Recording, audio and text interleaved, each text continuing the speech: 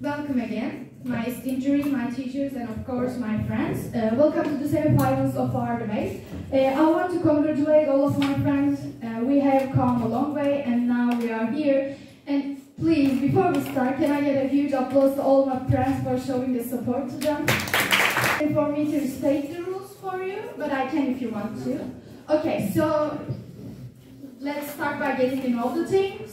First team is Rize Social Sciences High School. They are in the proposition side, and they will defend scientists should try to develop a way for everyone to live forever. And there is Metin Kazancı Rize High School in the opposition side, and they will defend scientists shouldn't try to develop a way for everyone to live forever. So we can start. You each have 4 minutes, and we will start with the proposition side.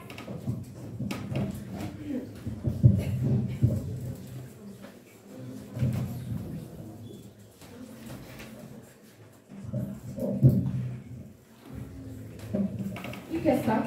Dear juries and esteemed colleagues, today we gather here to delve into a topic that has tantalized the human imagination for centuries: immortality. In our discussion, we will defend the idea of immortality, exploring its potential benefits and groundbreaking studies that pave the way for an immortal future. Now let's get started. The whole concept of immortality is as ancient as that of the death itself. We as human beings have been dreaming about living forever ever since we discovered that we most certainly won't, and thus have been trying to dodge that for years. Even ancient Greek alchemists tried to create a philosopher's stone that would let people live forever. Moreover, Cengiz Han, who is an important historical figure, wanted to have immortality to conquer the world. Whereas the hero of the Epic of Gilgamesh, affected by the death of his sibling, started to quest for immortality. Finally, as interesting as it might sound, some of the reasons people commit suicide or euthanasia, which is an act of one hiring a doctor or an expert to end their life deliberately, are shown to be a fear of future suffering and losing loved ones, which are natural consequences of a mortal life. So, as seen in examples, immortality allured people for a variety of reasons, and the lack of it drove people to end their lives before life itself could do. But depending on who you ask, immortality could mean different things. The most prominent and acceptable notion of immortality is that of the soul. The idea of an immortal soul that lives forever in the afterlife has been part of 4 holy religions: Islam, Christianity, Hinduism, and Buddhism. And there have been many implications of an everlasting free soul, which after the death of its owner, reborns in a different body or form, which is called as reincarnation in some cultures and belief systems. Additionally, there are some enterprises like Elon Musk that think that we will be able to upload our minds into computers to live on after the death of our physical bodies. And some even claim that we will have achieved true digital immortality as early as 2045. But what about an immortal body, or in other words, biological immortality? Advancements in science and technology have been successful in increasing their life expectancy over the decades. As you can see, growing exponentially from the year 1770 to the year 2021. And experts think that this trend will only continue because in laboratories over the world, scientists are busy splicing and dicing the very building blocks of life, our DNA, just a slow and reverse aging, which is the core obstacle to immortality. But it's crucial to note that there can't be a giant leap towards immortality. First, we should focus on increasing the lifespan of people, which is possible through some longevity hacks, such as leaving smoking, alcohol, and adopting a nutritious diet with a good night's sleep. But wait a minute, is the secret to immortality just a good diet and exercise?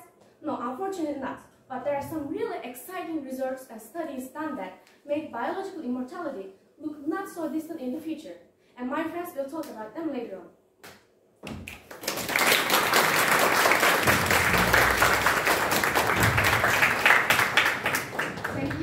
Do you have any questions? Okay, so please try to use it.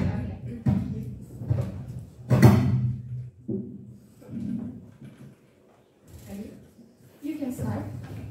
Hello everyone, I'm Rana, and now that my friends talked about the alternative ways to achieve immortality, now I'll talk about the science part of it. What if we could take our genes under control? I want you to think about it for a second. If that was the case, we could have prevented 3 main reasons of death, which are illnesses, which are diseases and also injuries and old age. Now I'll talk about these three topics, and we'll see the solutions and studies that science people has made, and we'll see how desperate people actually are to achieve immortality. Firstly, old age. We have telomeres at the ends of our chromosomes, and they get shortened slightly with each cell division. And after some period of time, they die. And this is the event we call natural death. And there are some creatures out there that has a protection system for this, but we don't have it. So we can get help from their DNA and protect our own. And there are also some genes that would be really helpful for us on this path. For example, SIRT6 gene that ensures the recovery of the enzymes that use in DNA repair, and also the AF2 gene that not only controls aging but also strengthens our metabolism. And there are some animal examples for that, and you can see that here. They live way longer than us. For example, this whale lives over 200 years, and this oyster lives over 500 years, and this jellyfish is potentially immortal. So we can see clearly that we can get help from their biology and DNAs to achieve our own biological immortality. So let's continue. The second is our injuries and their recovery speed. You know, the cells and organs renewal is not something new for us. We do that unconsciously in our daily life. For example, our liver can complete itself even if it loses 90% of its body. So, what if we could do this on our entire body? By controlling these two genes, we can do that. And there are oncogenes which accelerate division, and also tumor suppressor genes that slows down the division. By controlling them, like for example, let's say a limb is severed, we can perhaps make it grow completely back just by increasing the oncogenes in that area, which is exciting and amazing. And third and lastly, diseases. And now I'll talk about cancer and Aziz Sancar's work about it. As I mentioned before, we can prevent cancer and many other kind of diseases just by controlling our genes. So in Aziz Sancar's work, he has shown that it's actually not impossible. In his work, he won Nobel Prize in 2015. He succeeded in cloning the genes in bacteria that protects them from the UV radiation, and also producing this enzyme in excess, which is actually the way to cure cancer and prevent it. So, with everything I just said, we can clearly say that there's only one goal: it's to prevent death and extend our lives. So, why would we choose death when there is a near future where we can have immortality? Thank you, that's it.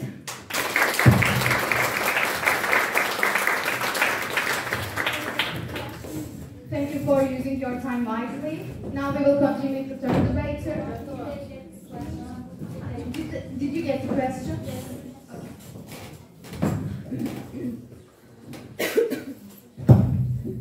You can start. Hello everyone, I'm Lisa, dear jury and my fellow friends.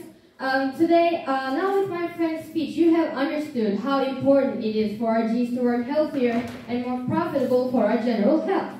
And of course, there are some researches done about this topic, and related to that, today my topic is how we can use technology in order to prevent our genes from aging and illnesses and diseases and other consequences.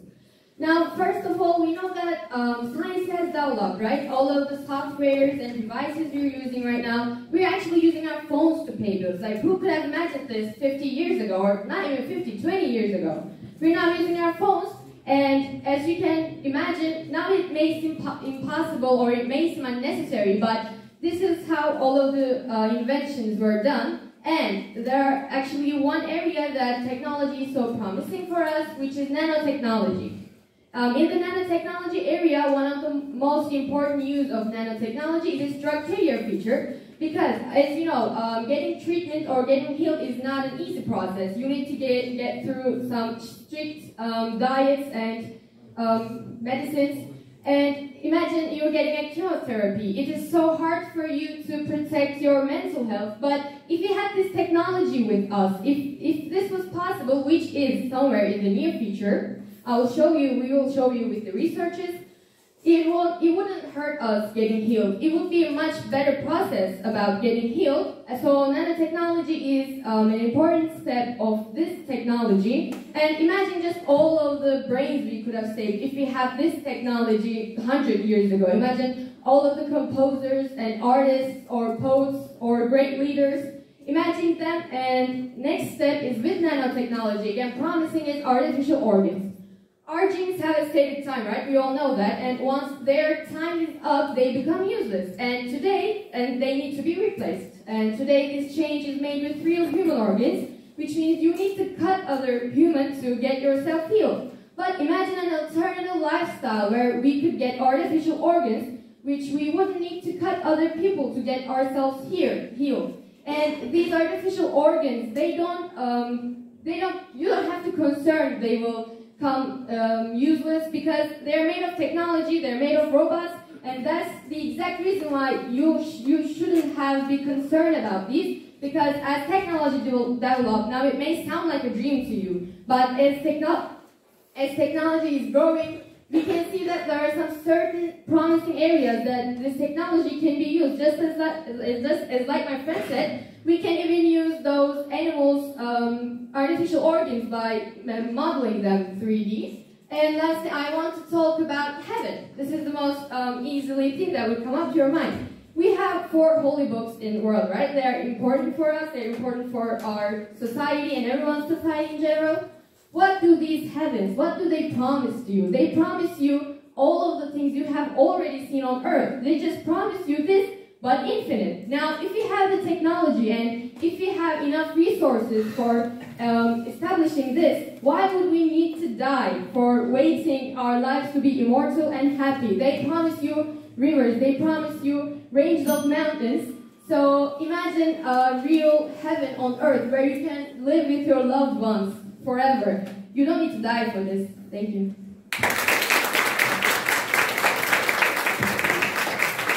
Do you have any questions, other Question, yes. I have a question that you saw all of the researches that were done, and if we didn't have this passion for being alive, why would we invent these things, and why would we think about this? Why would we be making researches about this? And if you think it is not, why did we all of these researches, and why do we carry this passion for inventing more? Thank you. Did you get the question? Okay, thank you, third debater. Now we will continue with the opposition side to defend themselves. They will defend scientists shouldn't try to develop a way for everyone to live forever. We can start with the first debater. You each have 4 minutes and you can start. Okay. Hi, I'm Okay? Am I right? Yeah, you can start. Hi, I'm Bilna. Today I'll be discussing the effect of immortality on individuals and why immortality should be pursued. Before I start my speech, I would like to start with this quote from Stevie Wonder. Time is long, but life is short. So, what is immortality? What is eternity? Or what is the immeasurable? These concepts have been addressed by many throughout the years and have been developed in various ways. Immortality could be like a signature beneath a beautiful piece of art, or it could be spiritual. However, despite being prevalent in many myths, is bodily immortality really as wonderful as we imagine? Now, I'll ask you something. Think about your 10-year-old.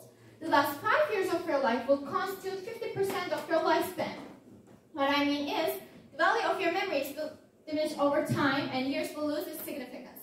Now, think about being 3,000 years old and somebody asks you the last 5 years of your life. Those 5 years will constitute 0.17% of your life. I'm sorry. Now, I'll ask you something. Similarly, due to the limited capacity of your brain, the memories that you had in the past eventually be erased.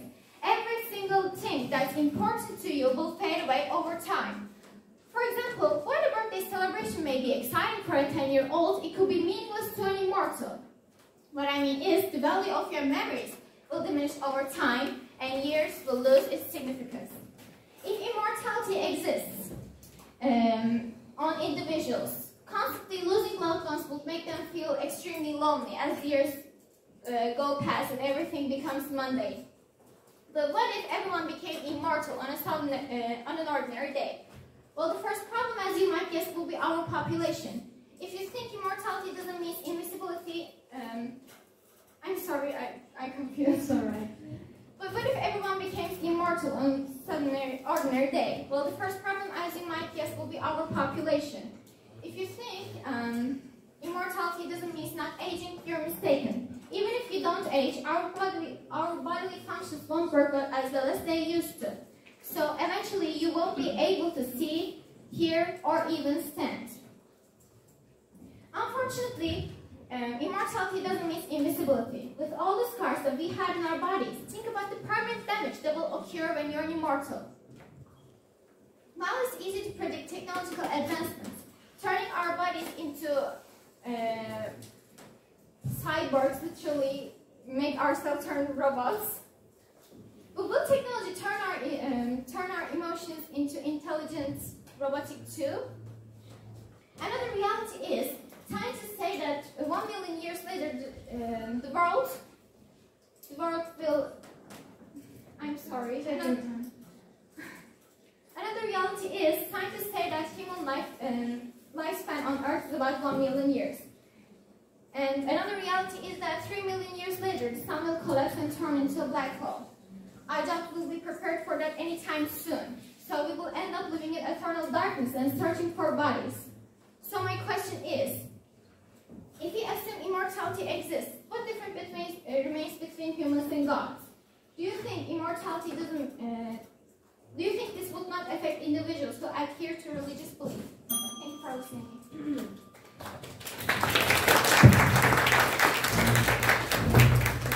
You used your time wisely. Thanks for that. And did you get the question? Okay. Now we will continue with the second debate. You have 4 minutes. Okay, Sean. In today's world, the world's population is quite large and continues to increase rapidly, even though we are not immortal. Imagine if we had discovered immortality in such a populous world and were able to achieve it universally. It would be a complete disaster. Consider this. With such a large population and ongoing growth, access to immortality will undoubtedly create significant problems because with the existing population, like the resource scarcity is already an issue. Moreover, the increasing population means that the Earth is no longer sufficient. I don't know, what can we say about it? The Earth is no longer sufficient. With an already strained planet, witnessing overcrowding worldwide, and even the vast Earth not being enough for people is not impossible to see. If you, after a while, people will start to overflow the Earth, and we will suffocate from overcrowding. Thank you. If you suggest living on another planet, I would like to remind you that not every planet is habitable. Another problem is the chaos caused by the resource scarcity. Just think about how pained people became during the COVID period and having to stay at home. If you become immortal, the growing resource scarcity will lead to even greater chaos and could escalate to people harming each other. What can I say? I'm sorry, I forgot. If resource scarcity increases, we will not be able to have, as humans, we are insatiable, right? We always want more and better. But if resource scarcity increases, we will not be able to have either. And I'm pretty sure, eventually, we will get bored with immortality. Whether you live 1,000 years or 2,000 years, eventually you will start to run out of things to do, and you lose motivation, you'll get bored. If you become immortal, the things you can do in life will decrease so much that eventually, you start to question everything. What am I doing in my life? What's my purpose? And you start to question everything, and that can lead you to psychological problems. If you become immortal, I'm sorry. If you think, I want to live, the world is a beautiful place, I have bad news for you. Humans are already harming the world, even though they are not immortal. And, if they become immortal, they will have no concerns and will do whatever they want, including destroying the Earth.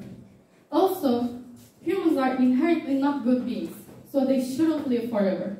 That is an answer to your question, I think. Okay, well, that's all for me, I guess, but I will ask my question. While the only fair thing in the world is death, if we all have eternal life, then what is the fairest thing? Thank you for listening to me. Did you get the question? Okay, now circulate to Miss Kate.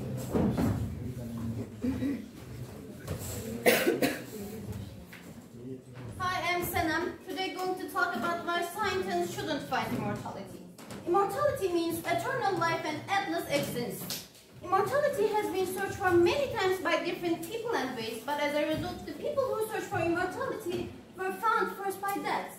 That can be scary for some of us, which is why they are trying to find immortality. But the continuing of nature, the presence of that is much better than its absence. It is scientifically impossible to find immortality, because in a human body, a protein can also find in different parts of us. And if we work for a long life, we need to change not one, but the entire system. This is impossible, obviously, but let's say we are trying to do it. It can be lead permanent damage, such as blindness, deafness, or even more death. In countries such as China or India, they are implementing policies to reduce the population density. These are mainly achieved by controlling the birth rate, but with immortality, this ratio became uncontrollable. And in order to reduce the population density, the human concentration camp torture surely may increase. And I think nobody wants to live forever like a slave. Secondly, I want to talk about history. History is a branch of science. Now let's think. The people are immortal, and there's many scientists like Albert Einstein and Thomas Edison are still living. This may make you say, well, it could be a wonderful. But if many scientists were be alive, 21st century scientists such as Elizabeth Isaacson or Atachi Mamoğlu or Sandra Faber couldn't be a scientist. Because everyone gets the idea that there's already have enough scientists such as Albert Einstein or Thomas Edison. They will find it somehow. And most people became lazy, except for some. Since the population density is already increasing, the number of unemployment people also increase automatically, which is lead to the unemployment people increases. Lastly, I want to talk about a man who is a writer, Jack Attali. Jack Attali says the world population will be a big problem in the future, and for this we need to get rid of people between who 60-65 first, then the people who have no contribute to the country, and lastly the idiots. Of course, we will not do it as a genocide or torture. We need to get rid of them with their own request, by convincing them that it's their own good. Even now, when we think genocide because of the population density, how we can expect that the world will be an inhabitable place with immortality? The average number of dead people per day is 114,000. With immortality, 114,000 people will be able to continue their life. 918,000 in a week, 4,200,000 in a month, and 51,100,000 in a year. In addition, every year an average 73 million babies are born. In other words, our population will increase by 124,100,000 just 1 year. This may create many negative consequences such as unemployment, laziness, and the most importantly, our researches. A human can consume 18 liters water per day, and as we all know, the world population is something like 8,094,000,000, and with such an increase in the world population, there will be no water left at all. As Epicurus said, while we are exist, that not exist for us, and if we were that, if that has came, we no longer exist. Therefore, there was no possible connection between us and that. And my question is, when scientists find immortality, don't you think that you who consider the peasant as a child burning machine will, as far as to the peasants, immortality will as far as to the peasants? Want to read it? Your time is over, but you can ask the question, or did you get the question? Can you repeat? Scientists find immortality. Don't you think that you who consider the peasant as a child burning machine, will you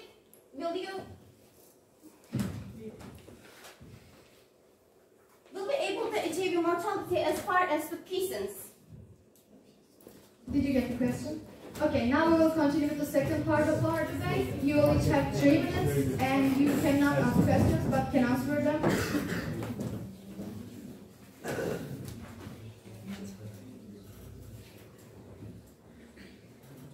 Please start. Now, regarding your question about if we were immortal, wouldn't we turn into gods? But it's actually a wrong question, because even if we were eternal, we will still be contingent beings, meaning we will still need God or supreme being to provide our needs. Now, in this session, we will talk about benefits of immortality. One of the most compelling arguments in favor of immortality is its potential to eradicate diseases such as cancer and Alzheimer's. Because with immortality comes the opportunity to unlock the secrets of aging and diseases. But now you might ask me about the economical implications of such a paradigm shift. But it's actually here that the true promise of immortality reveals itself. Because as we devote greater resources to the pursuit of longevity and the eradication of diseases, we actually stand on the brink of a medical revolution, unlike any the world has ever seen.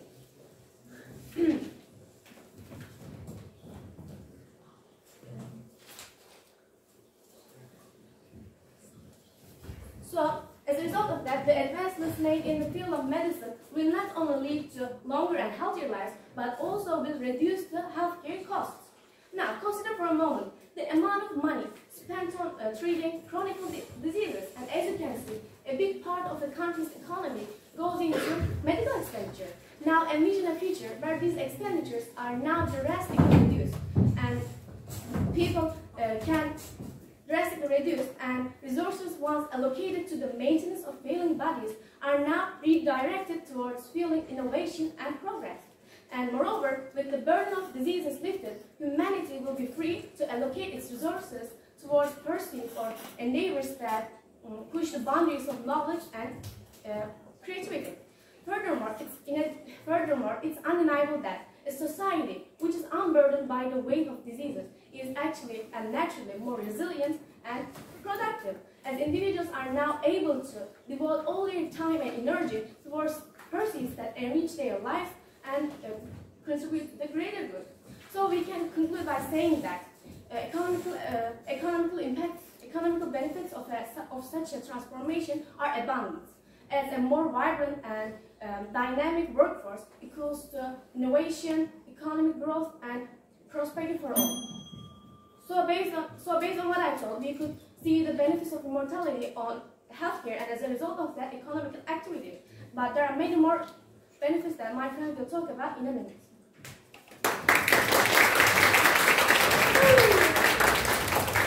Thank you, debater, for using your time wisely. And second debater may speak.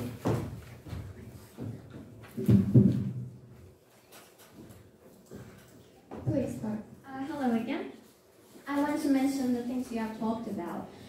Firstly, you talked about the problems biologically. We already gave you an answer for this because we have nanotechnology, we have artificial organs, and a lot of genes that can help us on this path.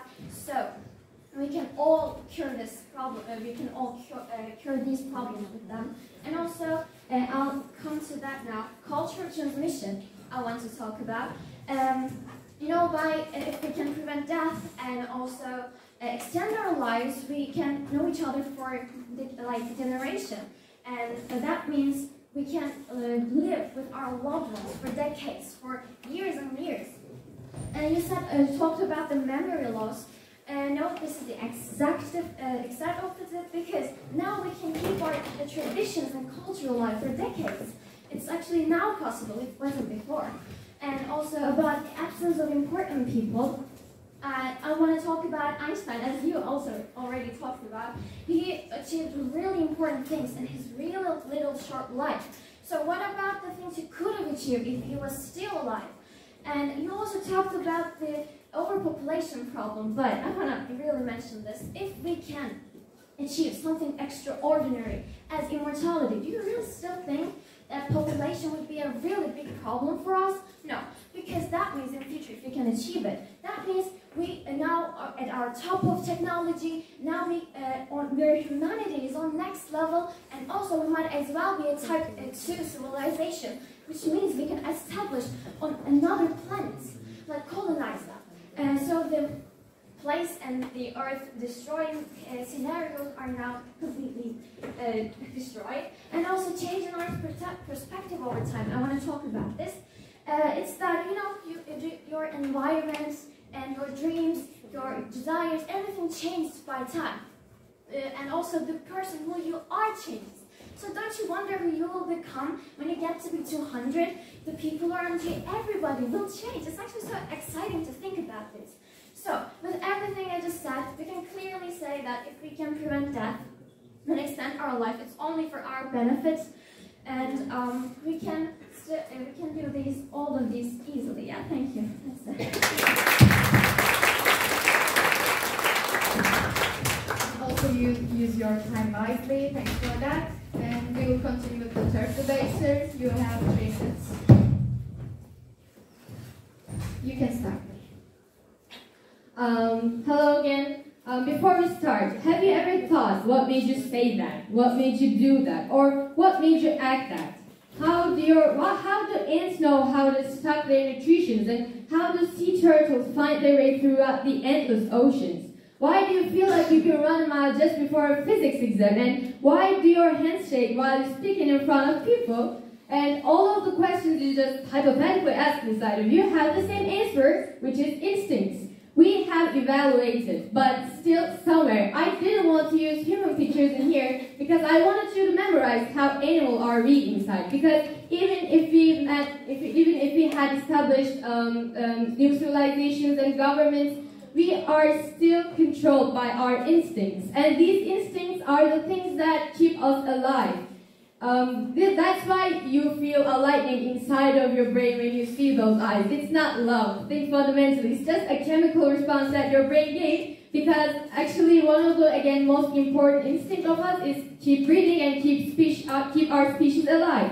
In order to do that, you need to fall in love. In order to do that, you need to have a chemical response. So everything has a simple explanation for us. And now I also want to talk about instincts again. I want you to imagine yourself as a child. As a child, your most comfort place are your parents, right? When you were injured, when you are scolded or ashamed, you would go to your parents because instinctively you knew that they were the ones who could give you the safe place. And you know that exists, right? That is a real thing. And our parents can die. Not only our parents, our children, our pets. All of them can die, and these deaths can contribute us to neuroticism, and this may contribute us not fulfilling our lives and not living our potential. Now, I want you to again think yourself as a child who has lost one of their parents, for example. And I'm 100% sure if you asked one of those children, would you want immortality happen for your parents? They would absolutely say yes. I know that. I'm 100% sure of that.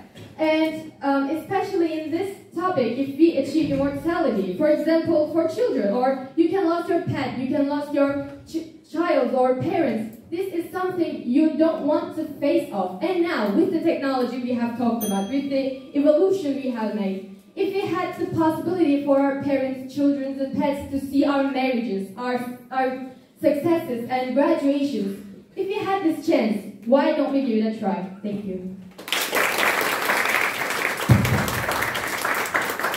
Thank you, debaters. Now we will continue with the opposition side to defend themselves. Same rules applies for you. You can start.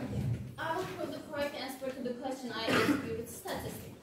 People who want to enjoy their wealth for a much longer time are making an effort to this. That is unprecedented in history. For example, Sergey Brin, founder of the Google, has invested 274 billion on this path. Or Peter Thiel, the owner of PayPal, has invested 2.5 billion on this path too. And this is just the tip of iceberg. Michel Ray, known for his long life research, states, our financial support has increased a lot. Immortality can be found by 2050. And for this, everyone going to different methods. For example, uploading the brain. They say that people can upload their brain to the virtual world. This is do no other good except to robotize people, which is the end of humanity, or to replace the death limits with mechanical system, which is in addition a very big example to the robotization. While those people spend so much money on immortality, not everyone can be immortal.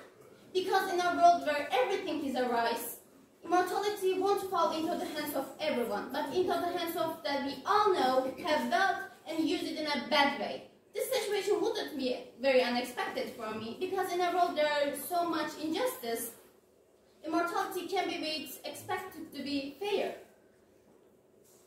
I want to talk about the negative side of immortality. I want to focus on war. What are people fight for? In the past, states used to fight for the lands, for the human population increases. And now they fight for the show their superiority and some other reason. But with mortality, wars will increase more. And because states will search land again as the human population increases. Now let's think. The people who go to the war are immortal. Either they will fight with their last rage saying, I won't die anyway, or they say, I won't die anyway, and step aside.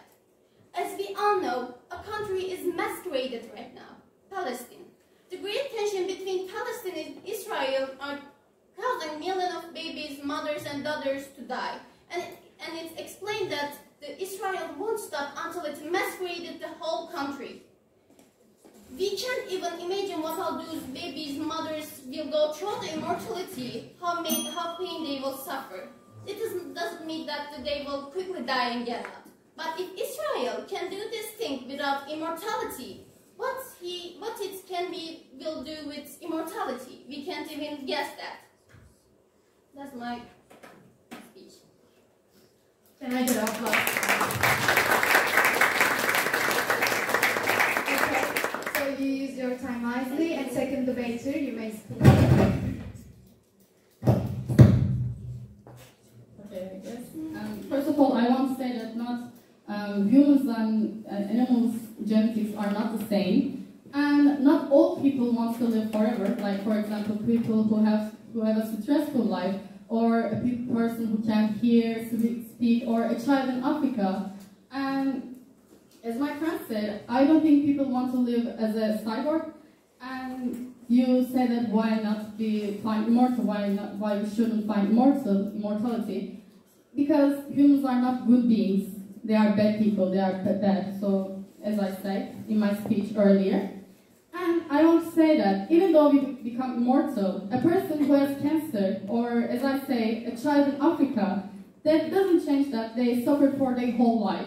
And humans are not good beings, so when we become immortal, it will be bad for humanity. Like we can destroy the world, just like the other planets, just like we destroyed the Earth. And what about the people? What about people who have already lost their loved ones? Like, what can you say about that? Like, just think that you lose your mother. You lose your mother the other day, but we find immortality today. It will be good for you. And in the second part, I will discuss immortality from a philosophical point of view perspective. Epics such as the story of King Gilgamesh seeking immortality, the immortality elixir of the physician Lokman, and the ancient Greek gods promising immortality are some of the mythological stories that excite this quest of immortality. But throughout the age, neither gods, nor potions, nor herbs have succeeded in defeating this fact, leaving man disappointed in his quest for immortality. Human beings who could not overcome death began to accept it over time and thought about life after death. And because the state of death and annihilation brings with a kind of pain a human mind cannot imagine nor accept. I would also like to say that almost every philosopher believes in spiritual death, not bodily death. Like, for example, Plato, Socrates, Aristotle, all these names I have mentioned says that body cannot be immortal, only the soul. So even from a philosophical perspective, point of view, we find no evidence that body can be immortal. And that's the end of my speech. Thank you.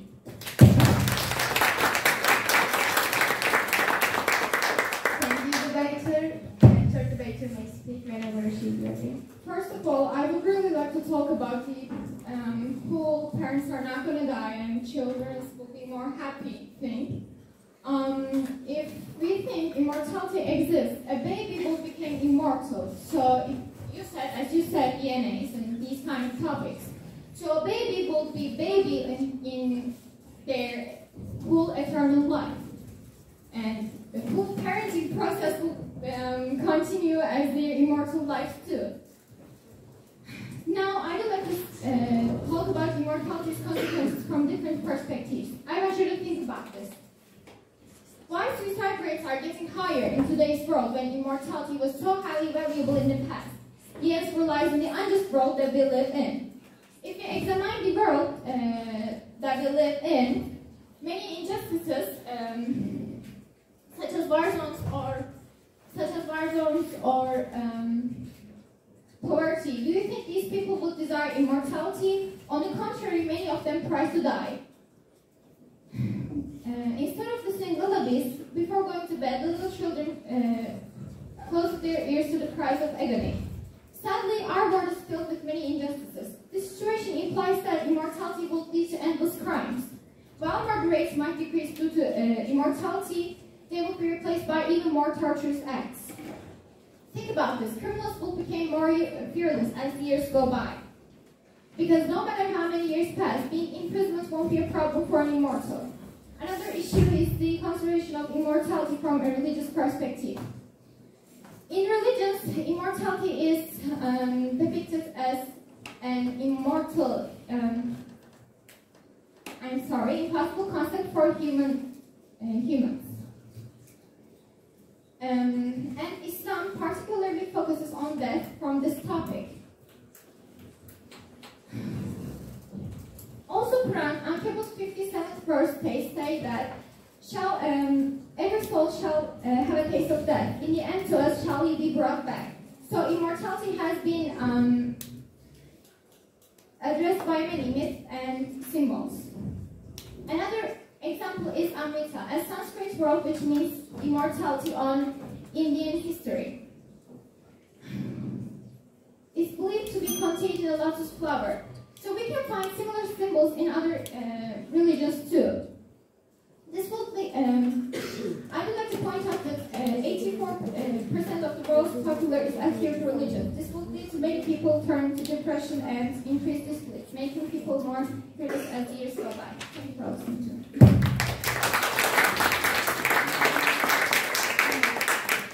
Thanks for your speech, third debater. Now it's time for the third part of our debate. Now you'll have to summarize all of your speech to choose someone. You can start, you have 3 minutes. Before we start, you continued with the philosophy, and against the philosophy, I want to add something. You asked me a question, if you lost your mother yesterday, would it be good for you to discover immortality today? For example, I'm a utilitaristic, you asked personally, so I answer personally. I'm a utilitaristic, so I would want other children to lose their parents. Just because I lost mine doesn't mean everyone has to lose their own. And second of all, you said everyone will be bored or everyone will be not good enough, not good potential enough because they will be bored living. But new systems mean new problems, and new problems mean new solutions. So that's why we will keep continuing solutions, and we will keep continue going on. This won't stop us, because that means even we will work harder, because we will have so many problems, and if we don't have problems, then what are we, right? We will be just a sea turtle finding our ways throughout the ocean. But the reason we are human is because we have problems and we have solutions. We can think. And to summarize our speech, first of all, we talked about scientific data and reasons, and we have this capacity to live forever if we work on that. And in the second part, we talked about their benefits. We talked about historical, sociological, and psychological benefits. These benefits are good because imagine you have lost a great leader, for example, just like our great leader. For example, if you think that he will be gone, then I'm talking about Atatürk. if we're talking about this, then that would be a big problem, right? Imagine the life we would be living if he was still alive. And you said that crime rates will go up and there are people who commit crime. But new system means also new laws. That would mean we would create new laws. For example, there wasn't something called cyber life 20 years ago because there wasn't a cyber life. Now, if we have a new system that makes new rules, and again, we're not discussing whether everyone should forever or not. We're discussing that should scientists try to find the way for immortality, euthanasia and execution, these will still be a solution for us. And just as we create new systems, that means we can create new solutions. So everything you said can be a solvable problem, and there is a great economic weight on government's shoulder, as my friends showed you. And now, because we don't get old, that means that we're not being retired, and government doesn't have to look after us. And just as we don't get old, we don't stay babies. Also, just because we don't stay babies and grow, that means that it will take the weight out of government's shoulder. And lastly, I want to say something that I think of gone parents, if we could ask a dead parent whether they would want their parenting last forever or losing their child alone, I think they would choose eternal parenting because our parents love us. Thank you.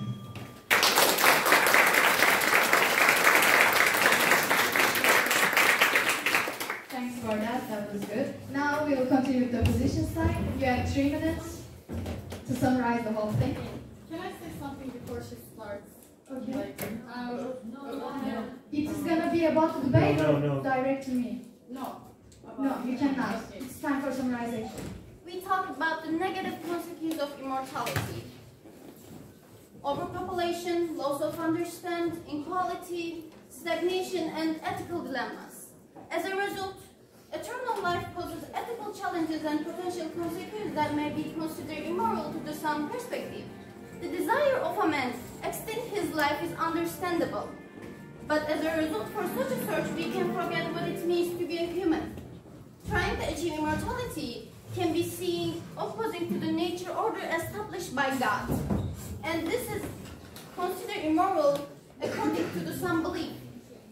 Now let's examine the immortality through the 3 categories: animals, people, and the universe. For people, we say that it has a lot of negative consequences, both physically and psychologically. For animals, every year, an average 14 million animals killed by people. So immortality is a very big treatment for them, and our habitats have to be shrinking even more. For the universe, the carbon footprint represents all greenhouse gases, including carbon dioxide gas, and imitate into the atmosphere with our activities and consumption in everyday life. With such an increase in the world population, the footprint is something like 4 tons, and while the immortality, our activities in everyday life increase more, and which is lead to the gradual description of our world. In addition to this, as well as by the bad sides mentioned by my friends, there have no positive signs to be immortal. Because yes, it may be good for you, but in a world where millions of people live, there is no such a point as for you. This issue not only consider the humanity, but even the nature, so it can be happen with some people request. I want to end my speech with Neil deGrasse's opinion about immortality. Imagine by your lover a bouquet of plastic flowers. Will she be happy when you give her to the flowers? No. She will be think that you don't love her anymore. And she will you will like, but darling, these flowers will live forever. No, that is not the important variable here. The important thing is that flowers are dying. This is the meaning as a gift for the flowers. Thank you for listening to me, and that's my last speech.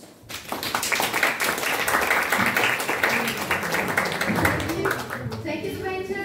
Now juries will decide. So we have to wait. Basically, whoever wins gets the finals in this. After